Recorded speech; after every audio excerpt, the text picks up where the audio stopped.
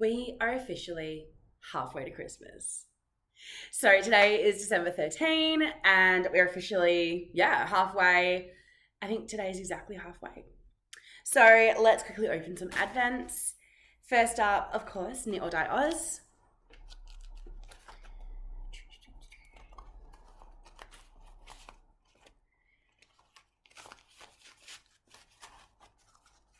Come on. It's nice green today. The Murray Cod. It's a really nice green. I love her techniques. They're so cool. So the Murray River Cod is Australia's largest freshwater fish, living in rivers, creeks and waterways within the Murray-Darling Basin. The fish eat other native fish and introduced fish species, as well as birds and reptiles, giving them the name the pigs of the waterway.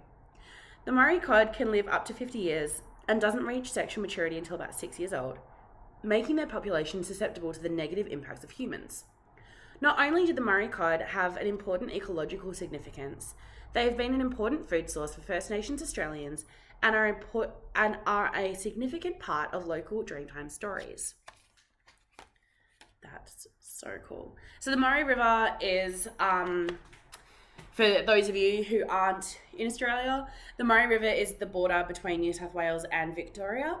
So on the eastern states, not where I am, on the other side of Australia, most of our borders, you can see they're like sharp straight lines, and then this one's like a blah, blah, blah, and that's because it's a river. All right, Olivia and Oliver, day 13. No, I'm opening it upside down. That's why it doesn't work.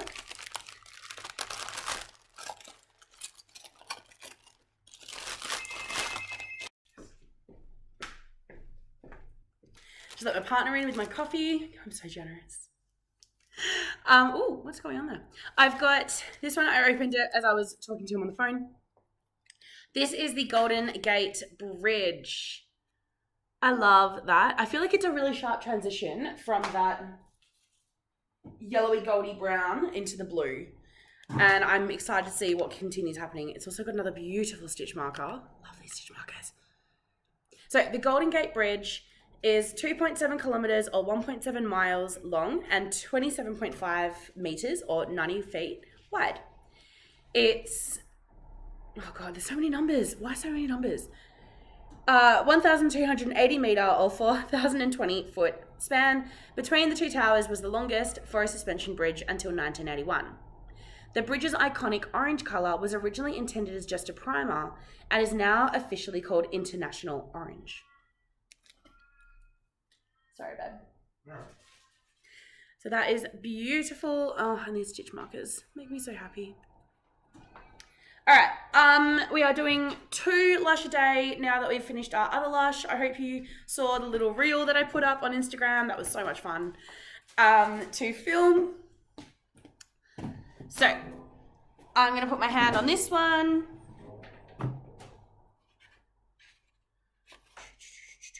I think I know what this one is. I just got to find it. Let's sneeze again. All right, this one here is Rudolph's Nose. It is cream of tartar, citric acid, potato starch, cedarwood oil, hoewood oil, Sicilian lemon oil, almond essential oil. Interesting. It just smells very citrusy. Yeah. And this is a shower bomb. I guess you use it in a shower? I don't know what a shower bomb is. How to use. Take into the shower and fizz up into 1 serving of cleansing foam for a softening shower. Interesting. Alright, you're going to go on there. And the next one is going to be over on this side.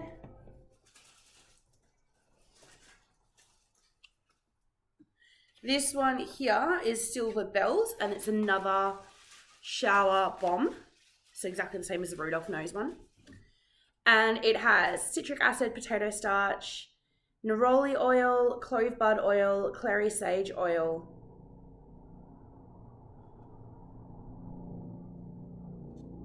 I can smell it. I don't know how to describe what I'm smelling. but I can smell it. So that is the True Lush for today.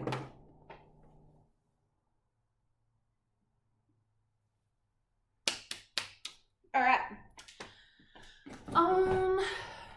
So I'm back at work for the next 4 days until holidays, which just is ridiculous. I can't believe time has gone this fast. Also feels really slow, so I'm kind of confused at how I feel. Update from yesterday. I did some potato printing.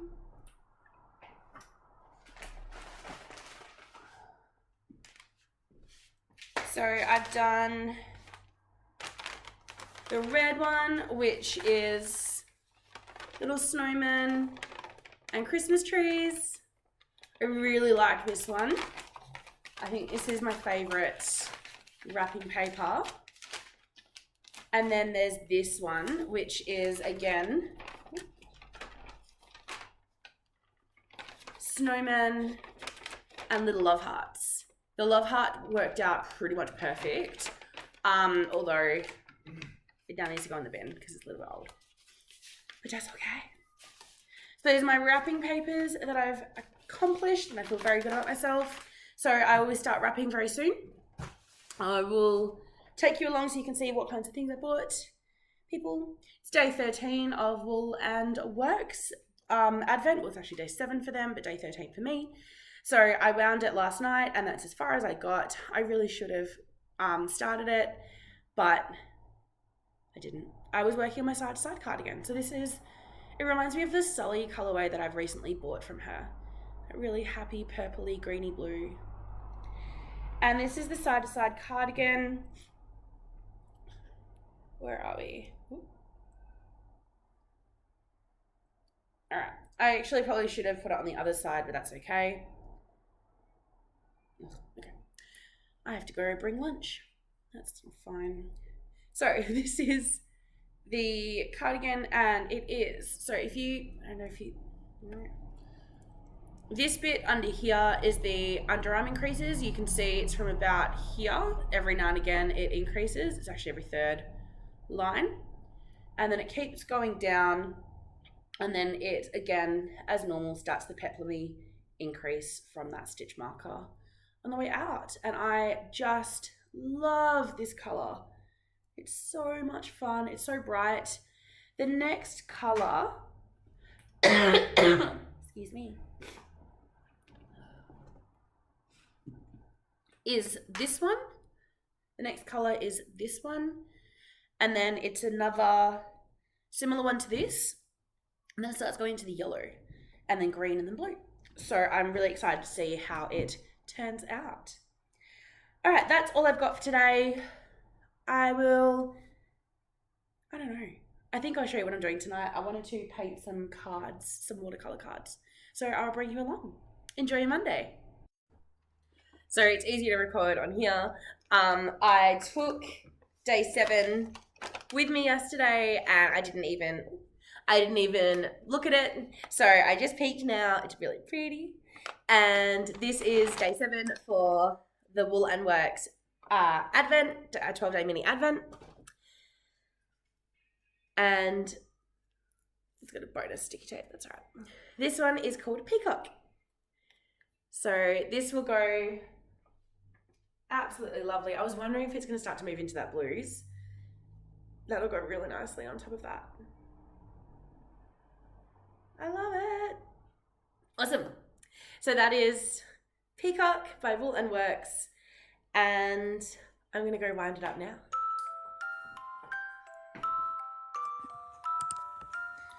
Hello. Okay, so this is my narration of my watercolor painting. This is me literally painting with water. And then I decided to put color in. I don't know if you've seen Kathy from Whatnot. She is, oh my goodness, she is just incredible. Number one, she's a phenomenal human. She's got a really fun podcast. Definitely check her out, or YouTube, I should say. She also is a incredible artist, especially at watercolor. I love watching hers.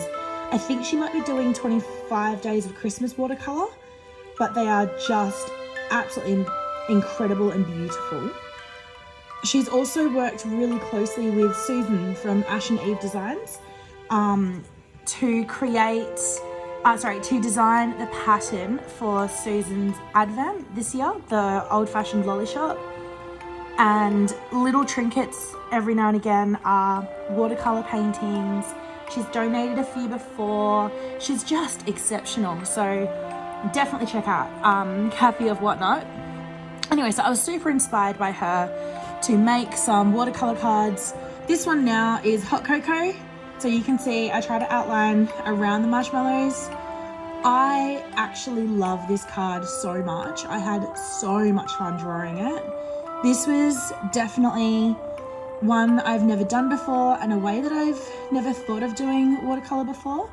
But the finished product is probably my favorite cup. Like, my favorite painting, I should say, not just my favorite cup. I just think it's stunning. It makes me so happy. So I was moving everything around. I didn't have a lot of space. As you can tell, I've got my tripod there, trying to even film it.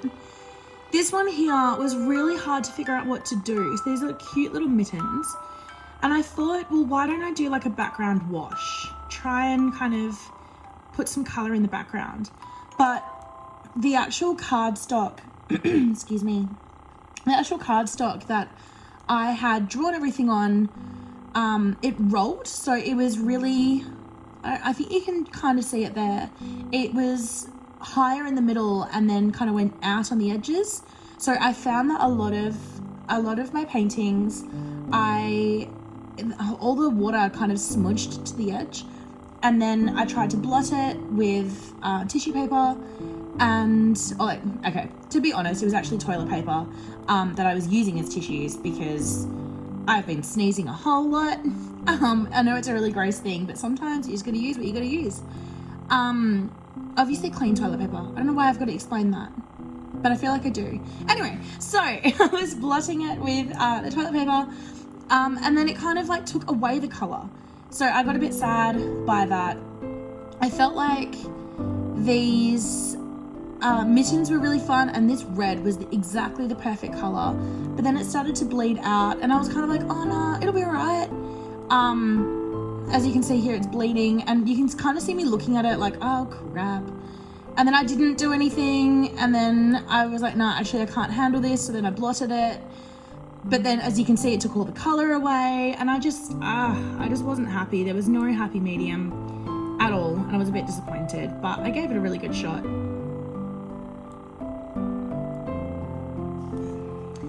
So this was my little penguin. I love him. I actually thought this would be Alex's favorite, but it's not. I can't remember which one he likes the most, but it's not this one, which I would have thought it would be. But I called him Quincy in my brain, and I just love his little self, his little bow tie, his little everything. I was just trying to fix up the cup because I noticed a little bit of white spots everywhere. And then I decided to give it a rim, like a pink rim. But yeah, I had so much fun doing these. I really, really, really enjoyed them. I think I would like to buy, if possible, or even make blank cards where I don't have to draw the outline. Because as you can see from this gingerbread man, who is anemic, I'm not the world's best artist. I'm not very good at drawing. I'm okay at colouring in between the lines, but actual drawing itself is not my forte and not what I enjoy doing. So, hence you get the very sickly looking gingerbread man. But yeah, oh well. I tried. We've got a tradition in my family actually of giving handmade Christmas cards to each other. Mostly my little sister does it. She's actually really, really, really good at making cards. And they're always handmade, and they're always personal, and they're always, you know, it's like handmade from her to us on purpose. Like there's never an accidental, yeah, you don't see something, it's not like she picked it up by accident at the shops, you know? And I really love that effect. So I thought I would do that. Obviously this time with all of my wrapping and all of my cards, I moved all the other cards onto the couch just to dry when they were dry enough to be moved. This one here, I don't know where my voice is going. So sorry about that. This one here, I had so much fun. So he was a snowman, and I really, really, really, really wanted him to be white. And I was like, okay, so how am I going to get him to stand out as being white? I know. And then this is where you can tell it was an Australian painting a snowman, because I was like, let's put grass around him. Because clearly I have never actually made a snowman, and logically I completely understand that grass is not really going to be, green grass like this, is not really going to be found behind the snowman. But look, creative liberty, creative license, let's just let it happen. So it's a nice grassy scene for my poor little snowman, and a nice blue background for him. And then I gave him like a little hat, because I like this hat. And I thought his hat would be great. Surely I'm not the only one who's done this before though. Surely I'm not like the only Aussie who was like, oh yeah, snowmen have grass around them. I remember the first time I ever saw snow, I was in Manchester, and I was so excited. I ran outside and was dancing in the snow, and my little cousins came outside with me, and they were like, yeah, this is fun. And they kind of just looked at each other. They were like, wait, this isn't fun. This snow sucks. And then they went inside, and they had puppies. So I was like, you know what, I'll come inside too. And then the snow melted inside my sock, and then I just had wet socks. So it wasn't the greatest time, but that's okay. I saw snow. That's what really counts. This box was meant to have a ribbon on it, but look, I kind of extended the furthest of my actual drawing ability in just drawing it. So I kind of didn't really want to keep pushing it because I didn't think I could. So again, blotting from whenever the water was running. But this is going to be for Mum, I think, because it's her colours. It's absolutely perfect for her. Mum, I just think of hot pinks and oranges and quirky combinations and happiness, really. If you actually haven't seen my mum, really, really, really early on in my podcast, there's a couple of episodes where she talks about her cross stitch, and I highly recommend checking them out. Just because my mum is so talented that if you don't have a look, I feel like you're missing out. She's just so great. So this one's going to be for my mum. Do I show you that I put orange in the middle? No, I think I let it dry first because I was too scared of letting everything run. And then this was a really sad sock. Honestly, I can't draw lines without the lines being there, and so the lines don't really work. But that's okay. I gave it a go. I feel like I would do much better if I knit a Christmas stocking than if I drew one. Alright, that is my story for tonight. Have a wonderful day.